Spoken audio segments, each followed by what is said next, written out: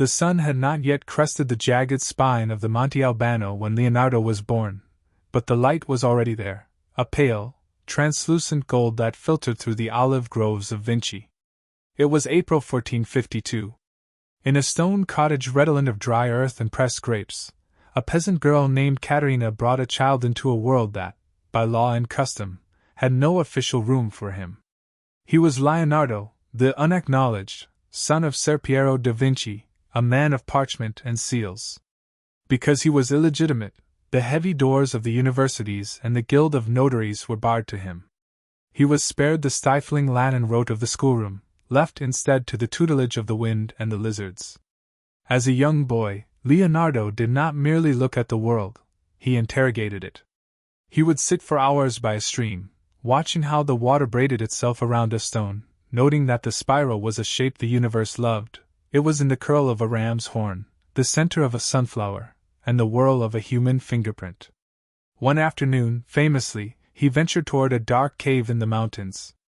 He wrote later of the two emotions that battled within him, fear of the threatening darkness, and a burning desire to see if there were anything marvelous inside. This was the blueprint of his soul, a man who would forever walk into the dark, armed only with the candle of his own curiosity. The Crucible of Florence. The narrative shifts to the 1460s.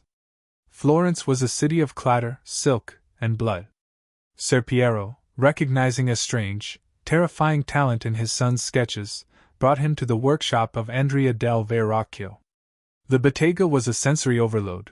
The smell of linseed oil, the heat of the bronze furnaces, the scratching of silverpoint on prepared paper. Leonardo moved through the workshop like a phantom.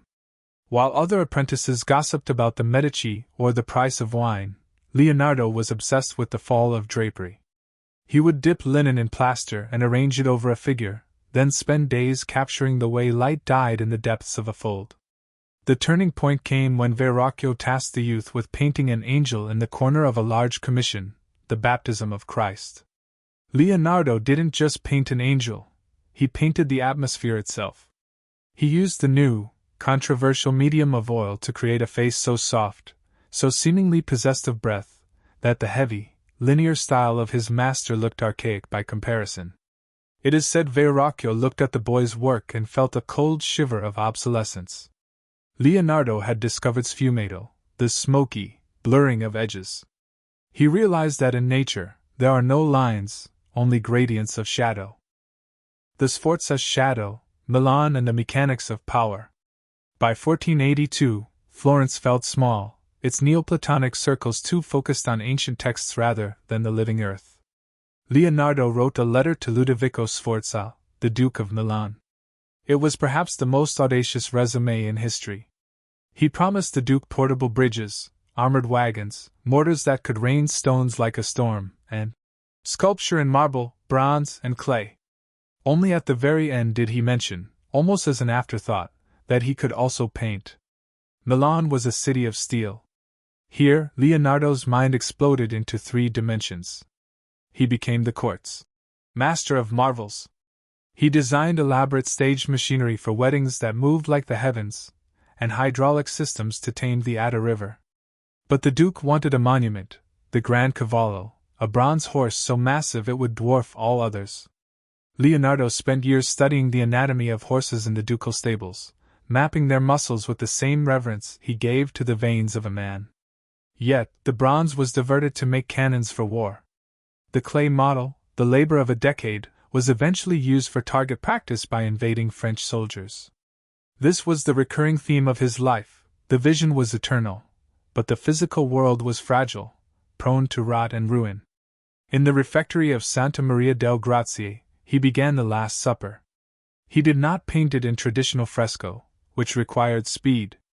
Leonardo needed time to think, to wait for the right face to appear in the Milanese markets to serve as a model for Judas.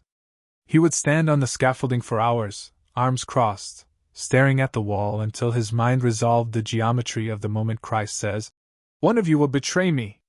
He captured the ripple of shock, a physical wave traveling through the bodies of the apostles, governed by the laws of perspective and the motions of the mind.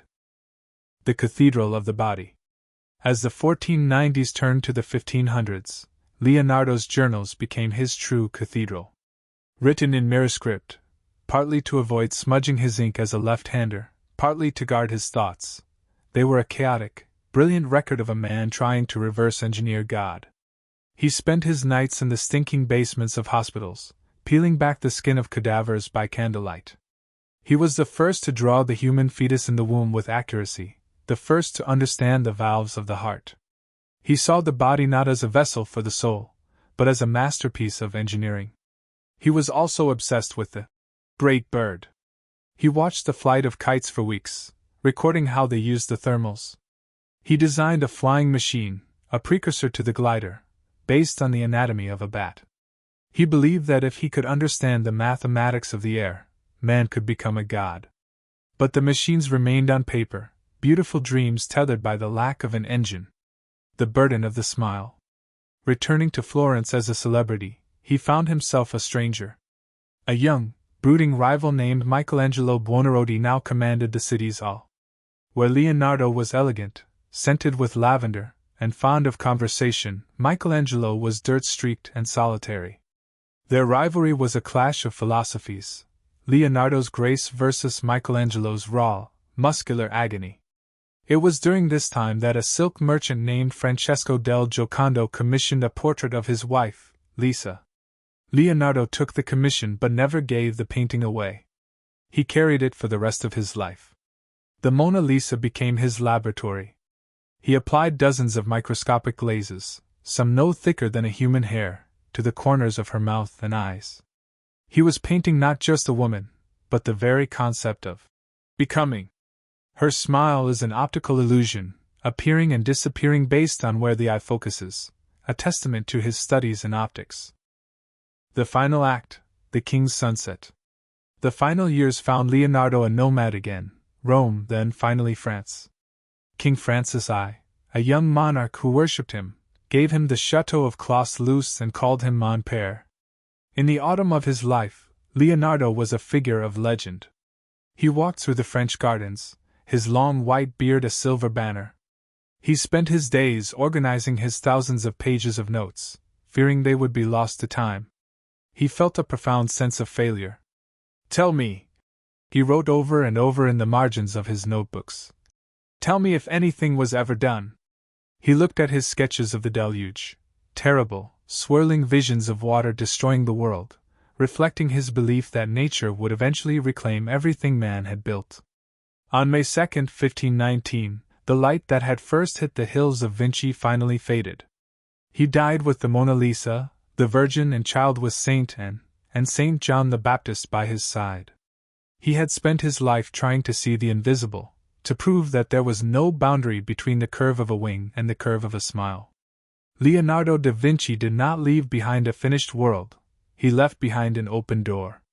He remains the patron saint of the unfinished, a reminder that the act of questioning is more sacred than the act of answering, and that the human mind, when freed from the cage of tradition, is as limitless as the sky he so desperately longed to fly.